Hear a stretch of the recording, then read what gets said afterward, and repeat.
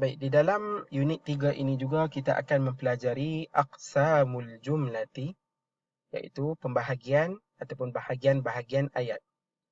Al-jumlatu ataupun ayat atau sentence di dalam bahasa Inggerisnya, di dalam bahasa Arab terbahagi kepada dua jenis ataupun dua pembahagian utama. Yang pertamanya al-jumlatu al-ismiyatu dan yang keduanya al-jumlatu al-fi'liyatu. Al-jumlatu al-ismiyatu maksudnya ataupun takrifannya wahiyallati tabda'u bil ismi, iaitu ayat yang bermula dengan isim, kata nama ataupun nouns. Sebagai contoh, at-talibu mujtahidun, pelajar itu bersungguh-sungguh. Al-baitu wasi'un, rumah itu luas. Al-kitabu mufidun, buku itu berfaedah. Kemudian yang keduanya di sini adalah al-jumlatu al-fi'liyatu, yang membawa maksud wahiyallati tabda'u bil fi'li, iaitu ayat yang bermula dengan fi'li ataupun fi'il, kata kerja atau perbuatan. Yang pertamanya di sini contoh, najaha al-mujtahidu, telah berjaya seorang yang bersungguh-sungguh itu, ataupun di dalam terjemahannya, seorang yang bersungguh-sungguh itu telah berjaya, tetapi berkonsepkan dimulakan dengan fi'il di sini atau kata kerja. Yang keduanya, yadhhabu al-abu, ayah sedang pergi. Yang ketiganya, yal'abu al-waladu, anak itu sedang bermain. Baik, di dalam jumlah fi'liyah terdapat komponen-komponen ataupun pembahagian-pembahagian fi'il yang utama yang dapat kita lihat di sini, iaitu yang pertamanya al-fi'lu al-madhi dan juga yang keduanya al-fi'lu al-mudhari'u. Al-fi'lu al-madhi adalah kata kerja atau perbuatan yang telah berlaku. Al-fi'lu al-mudhari'u adalah kata kerja atau perbuatan yang sedang berlaku. Baik, contoh kata kerja yang terlibat di bawah al-fi'lu al-madhi, antaranya kharaja, dia telah keluar. Zahabtu, saya telah pergi. Ta'allamna, kami atau kita telah pelajari ataupun telah belajar. Sa'altum, kamu semua telah bersoal ataupun menyoal ataupun bertanya. Raja'at, dia untuk muannas telah pulang. Kemudian contoh bagi al-fi'lu al-mudhari'u di sini, yakhruju, dia sedang keluar. Azhabu, saya sedang pergi. Nata'allamu, kita atau kami sedang belajar. Tas'aluna, kamu semua sedang bertanya ataupun menyoal. Tarji'u, dia untuk muannas sedang pulang, ataupun anta untuk kamu. Tarji'u, kamu sedang pulang. Kemudian beberapa kosakata ma'anil mufradat yang telah kita sentuh. Tabda'u, bermula. Al-jumlatu, ayat. Ta'allamna, ta'allamna iaitu kami telah belajar. Sa'altum, kamu semua telah menyoal. Aqsam, pecahan ataupun pembahagian. Baik, seterusnya adalah al-jumlatu al-ismiyatu. Di dalam perkhususan jumlah ismiyah ini, terdapat dua elemen utama untuk membentuk jumlah ismiyah. Yang pertamanya al-mubtada'u, yang keduanya al-khabaru.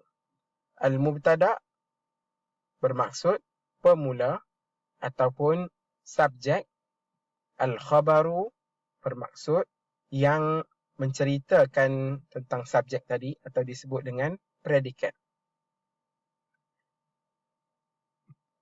Baik. Yatakawwanu al-mubtada'u min. Mubtada' atau subjek terdiri daripada Bagi contoh di sini ada 4 elemen utama, antaranya ismul alami yang bermaksud kata nama khas seperti Majid, Hamid, Zainab, Aisyah, George, William, Dewi, Kuala Lumpur, Jakarta, Washington. Kemudian yang keduanya ismul isyarah, kata tunjuk seperti hadza, ini untuk mufrad muzakkar, hadzani untuk musanna muzakkar, hadhihi mufrad muannas, hatani ini untuk musanna muannas, haulai ini untuk jamak, untuk ramai, sama ada untuk muzakkar ataupun muannas. Zalika itu untuk muzakkar mufrad, zanika untuk musanna muzakkar. Tilka yang bermaksud itu, zalika tadi juga bermaksud itu, tilka juga bermaksud itu. Zalika untuk muzakkar, tilka untuk muannas. Tanika itu untuk musanna muannas, ulaika itu untuk mereka yang ramai. Kemudian yang ketiganya adalah ad-dhamiru, kata ganti nama.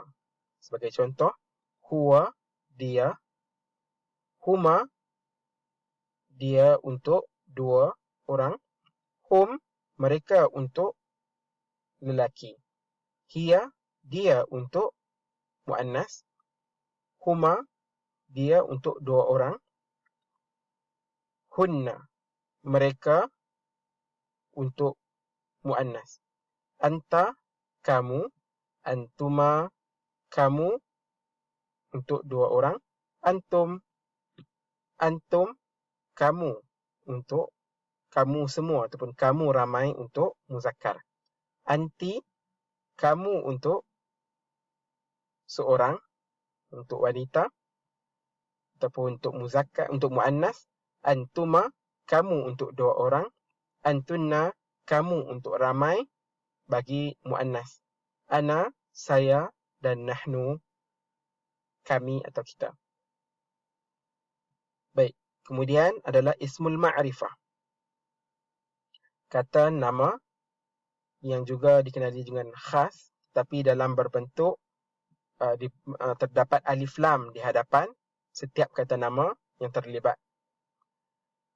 Sebagai contoh, at-talibu, pelajar itu, ataupun dalam bahasa Inggerisnya kita sebut dengan the student. As-sayyaratu, kereta itu. Al-baqaratu, lembu itu. Ar-rajulu, lelaki itu. Al-baitu, rumah itu. Ad-darrajatu, basikal itu. Al-kursiyu, kerusi itu.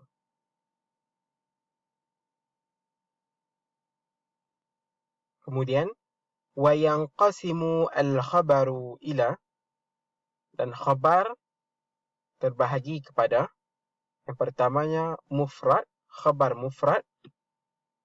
Yang keduanya khabar jumlah, sama ada jumlah ismiyah ataupun fi'liyah. Khabar ayat yang terdapat ismiyah ataupun fi'liyah. Yang ketiganya adalah khabar syibhu jumlah, yang terdiri daripada jar wa majrur dan juga zarah. Baik, terdapat beberapa kosakata yang telah kita pelajari pada kali ini, iaitu al-mubtada'u, subjek atau pemula ayat, al-khabaru, predikat atau pelengkap ayat, ismul alami, kata nama khas, ismul ma'rifah, kata nama khas juga yang melibatkan alif lam. Yang qasimu, terbahagi, yatakawwanu, terdiri, mufrad, satu perkataan ataupun yang melibatkan satu, singular, zarf ataupun zarfun, kata sendi atau kata hubung. Jar wa majrur, perkataan yang membaris bawah dan perkataan yang dibaris, ataupun perkataan yang dibaris bawah ataupun majrur. Shibhu jumlah, iaitu separa ayat ataupun seakan-akan menjadi ayat yang lengkap, separa ayat. Baik, itu sahaja untuk unit 3 kita pada kali ini.